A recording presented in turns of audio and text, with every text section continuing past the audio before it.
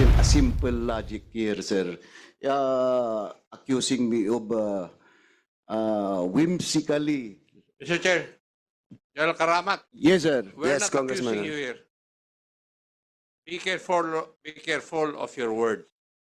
We're not accusing you here. We're asking questions, and that is our job. Remember that. Noted po, Mr. Chairman, sir. Oh, why are you accusing me? Kasama kami rito eh. Sorry for my words, sir. But Kaya nga, you be careful of your words. noted po, sir. Thank you. I just want to present Wait, General Yes, sir. Ramat. That goes with us, me as well, the Yes, sir. chairman Yes, sir. and my co-chair.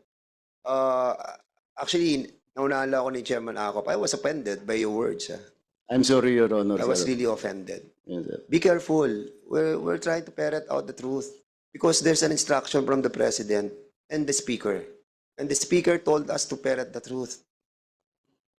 And we are doing our job as well as you are. All of us, being a part of this government, we have to do our share. At kung wala kayo sa tama at ando kayo sa mali, pasensyahan po tayo. That is our task.